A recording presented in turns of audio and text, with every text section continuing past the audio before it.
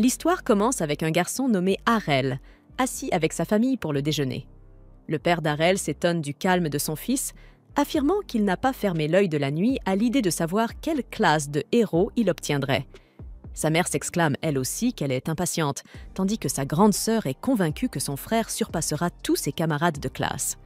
La mère acquiesce, persuadée que son fils attirera toutes les filles par son charme, ce qui inquiète la sœur d'Harel, craignant qu'on ne le lui arrache. Cependant, Harel garde les pieds sur terre et pense qu'il ne sera qu'un garçon ordinaire parmi d'autres. Dans le monde d'Harel, les classes de héros sont des dons d'un être supérieur accordés aux jeunes lorsqu'ils atteignent l'âge de 10 ans, leur permettant de se spécialiser dans diverses compétences. Lorsque vient le moment de la cérémonie de bénédiction, tous les élèves se rassemblent à l'école et un prêtre commence par le premier garçon. Il pose sa main sur son front et l'enfant voit aussitôt une image de feu, confirmant qu'il deviendra forgeron. Le garçon retourne vers son père, rayonnant de joie, tandis que le prêtre poursuit avec les autres élèves. Quand vient le tour d'Harel, sa sœur affirme qu'il recevra une bénédiction spéciale et il s'avance vers le prêtre, encouragé par les acclamations de sa famille. Les gens commencent à chuchoter, envieux, persuadés qu'Harel héritera de classes avancées comme ses parents, Farah et Léon, respectivement princesses de... Mais lorsque Harel s'approche du prêtre, il ferme les yeux, se concentre et ne voit rien. Le prêtre, surpris, annonce qu'Harel ne possède aucune bénédiction et qu'il s'agit d'un cas rare, un héros. La famille d'Harel perd aussitôt toute son excitation, pensant avoir été dupée et voyant déjà son avenir réduit à celui d'un raté sans talent. Le lendemain, Harel se met à pratiquer l'escrime ordinaire. Ses parents lui assurent qu'ils ne l'expulseront pas de la maison. Harel leur répond qu'il va bien et qu'il ne veut pas être un poids mort, tandis que sa sœur promet de continuer à le soutenir. Voyant l'inquiétude de sa famille, Harel leur rappelle une fois de plus qu'il s'est toujours entraîné à l'escrime avec sa mère et qu'il peut rester utile. Même, cependant, il pense que sa mère est une terrible enseignante, car elle le projette toujours au loin durant l'entraînement grâce à sa force incroyable, conclut-il en terminant son explication. La mère d'Harel se réjouit que son fils soit si sage, tandis que son père songe qu'il pourrait en réalité décrocher un vrai travail. En les voyant tous s'extasier sur lui, Harel se lasse de l'attention de sa famille et part s'entraîner. En entrant dans le terrain d'entraînement, Harel aperçoit 2 élèves de la classe des épéistes en plein duel. Pendant qu'ils se battent, les garçons remarquent Harel et lui demandent ce qu'il fait là sans classe. Il leur répond calmement qu'il va s'entraîner comme eux. Mais les garçons rétorquent qu'ils s'amusent seulement avec leurs épées puisqu'ils n'ont pas besoin de s'entraîner grâce à leur classe. Ils proposent alors de montrer à Harel les compétences qu'ils ont acquises et reprennent leur affrontement. En les observant, Harel remarque la fluidité de leurs mouvements dus à la classe d'épéistes et leur demande de l'affronter. L'un des garçons rit de son audace, le défiant sans même avoir de classe. Mais Harel pense qu'il n'en a pas besoin et se sent insulté. Le garçon accepte donc le défi d'Harel afin de lui donner une leçon. Avant le combat, il lui demande de s'assurer qu'il a toujours la bénédiction de protection, ce bouclier temporaire que chacun reçoit à la naissance et qui se régénère tant que l'utilisateur ne subit pas de dommages. Harel acquiesce et confirme qu'il ne risque pas de perdre la vie face à leurs attaques puissantes, puis lui dit de se préparer au duel. Irrité par ses railleries constantes, le garçon fonce sur Harel et abat son épée. Mais celui-ci part aisément l'attaque, à la stupéfaction de son adversaire. Harel esquive ensuite une nouvelle taille avant de bloquer l'épée de son opposant dans une parade. Le partenaire du garçon croit qu'il s'amuse simplement et lui dit d'en finir. Mais il lui répond qu'Harel n'est pas si facile à combattre. Alors qu'ils échangent encore des parades, le garçon comprend qu'il ne peut vaincre Harel seul. Il triche et demande à son camarade de l'aider. L'autre saute sur Harel par derrière, mais celui-ci sent l'attaque et l'évite de justesse. En observant les 2 garçons se disputer entre eux, Harel réalise que leur classe ne leur apprend pas à travailler en équipe. Il en profite alors pour les achever tous les 2. Les garçons le voient arriver. Mais soudain, Harel disparaît de leur champ de vision avant de réapparaître sous l'un d'eux et de l'assommer d'un coup de poing à la mâchoire. Alors que son coéquipier s'effondre, l'autre se précipite pour attaquer Harel, mais trébuche sur son ami, offrant ainsi à Harel l'occasion de l'assommer à son tour. Les 2 garçons à terre, Harel annonce calmement qu'il a gagné le combat, mais ils se fâchent et prétendent qu'il les a attaqués alors qu'ils n'étaient pas sur leur garde. Ils demandent un match retour, qu'Arel accepte sans hésiter. Mais avant que cela ne commence, un garçon derrière eux les avertit de ne pas insister, leur rappelant qu'on ne peut pas inventer de fausses excuses comme celle-ci sur un vrai champ de bataille. Après que le garçon aux cheveux roux leur a dit qu'ils font honte à tous les épéistes, l'un des deux tente de répliquer, mais son ami lui rappelle le haut statut du roux. Le garçon aux cheveux rouges s'avance alors vers Arel et lui demande s'il est bien le fils de Farah, la princesse de l'épée. Quand Arel acquiesce, le garçon le félicite d'avoir appris une solide escrime auprès de sa mère. Cependant, il lui rappelle que les deux épéistes qu'il a mis à terre ne sont que des enfants inexpérimentés, tout en pointant son épée vers lui pour le défier dans un vrai combat.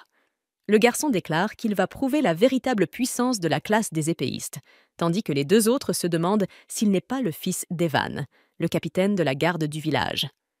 Le garçon confirme son identité, et Arel se souvient que son père contactait souvent sa mère pour chasser les monstres. Arel trouve que ce joli garçon ne ressemble en rien à son père et se demande s'il finira lui aussi par devenir un homme bourru. Les épaules du roux se mettent à trembler tandis qu'il loue son père, qu'il considère comme un épéiste puissant et un mentor avisé. Il estime injuste que, malgré les grandes qualités de son père, la mère d'Arel lui ait volé son titre d'épéiste le plus fort du village. À ces paroles jalouses, Arel comprend que le garçon déverse simplement sa frustration sur lui à cause de la haine qu'il voue à sa mère. Le roux, gêné d'être percé à jour, demande tout de même à Arel s'il pense la même chose. Arel confirme que sa mère est bien la personne la plus forte du village, mais le garçon lui rétorque qu'il a hérité, lui, du meilleur talent d'épéiste de son père. Il veut donc vaincre Arel pour prouver que sa famille est supérieure. Une fois calmé, le garçon dit à Arel qu'il est devenu épéiste il y a déjà 1 an et qu'il s'entraîne assidûment sous la supervision de son père depuis. Grâce à sa pratique acharnée, le garçon pense qu'il n'a aucune chance de perdre. Cependant, Arel lui rappelle qu'il a lui aussi reçu l'enseignement de sa puissante mère et qu'il ne va donc pas perdre contre lui. Les deux garçons lèvent leurs épées pour commencer le combat et le roux attaque le premier. Arel part son attaque et riposte, et tous deux s'engagent dans une bataille acharnée. Observant les échanges, les deux autres garçons sont choqués de voir qu'Arel tient tête au roux malgré son absence de classe. En voyant le garçon manier son épée, Arel admet qu'il est bien plus fort que les deux autres, mais que ses mouvements sont motivés par la colère. Arel attend qu'il fasse une erreur pour attaquer lorsqu'une ouverture se présente. Cependant, le garçon déclenche une compétence double tranchant qui repousse Arel contre un mur. Le roux est surpris que sa première attaque ait été bloquée, mais remarque qu'Arel a été blessé par la seconde. Perdant finalement son calme, Arel demande quelle est cette capacité, et le garçon explique qu'il s'agit d'une compétence de classe épéiste qui ne peut pas être bloquée par quelqu'un sans classe. Pourtant, Arel se sent déterminé à apprendre à la contrer avec suffisamment d'entraînement, et le roux loue sa résilience. Quelques jours plus tard, la sœur d'Arel l'observe ronfler tard le matin et tente de le réveiller avec un baiser. Il se lève avant qu'elle ne puisse le toucher, la repoussant froidement de la tête. Offensée, sa sœur exige un baiser d'excuse avant qu'il ne quitte sa chambre pour aller prendre le petit déjeuner. Leur mère sourit et sert le repas, et la famille s'assoit pour manger ensemble. La sœur d'Arel lui demande s'il va s'entraîner à nouveau, et il hoche la tête. Cela la met en colère, et elle lui dit de se ménager et de la laisser le soutenir. Cependant, Arel l'ignore et se lève pour partir, et sa sœur se demande pourquoi il s'entraîne chaque jour depuis son retour à la maison, après avoir été mise à terre. Farah la rassure en expliquant qu'Arel ira bien, précisant qu'elles ignorent un secret. Elle emmène sa fille dehors et ouvre un coffre rempli d'épées brisées, révélant l'intensité de l'entraînement d'Arel ces derniers jours, ce qui surprend sa sœur. La mère d'Arel se sent heureuse que son fils ait été inspiré après avoir combattu d'autres enfants. La détermination d'Arel réjouit également sa sœur, mais elle souhaite toujours créer un monde où les personnes sans classe, comme lui, ne soient pas discriminées, tandis que leur mère sourit à son noble objectif. Pendant ce temps, dans une forêt, Arel frappe une cible d'entraînement sur un arbre avant de reculer pour préparer une attaque. Il libère ensuite une double tranche comme le rouquin et se sent satisfait de sa puissance, tandis qu'Arel pense que s'être fait battre par le rouquin en valait la peine. Un gobelin le suit silencieusement depuis des buissons. Il bondit pour attaquer avec sa massue, mais Arel se retourne et le vainc avec une double tranche, ressentant de la joie devant la puissance de sa technique. Un grand monstre rugit derrière lui. Il se retourne pour signaler l'apparition du monstre à la sécurité du village, mais s'arrête après avoir entendu un cri paniqué. Reconnaissant le cri, Harel se retourne, pensant qu'il n'a pas le temps d'appeler la sécurité avant que cette personne ne soit blessée. Il saisit le manche de son épée et s'élance dans la forêt, se rassurant mentalement qu'il ira bien. Une fois proche de la source, Harel jette un coup d'œil depuis un buisson et voit le rouquin avec un bras ensanglanté. Puis, il remarque un hobgoblin géant au-dessus du garçon et se demande pourquoi il est apparu.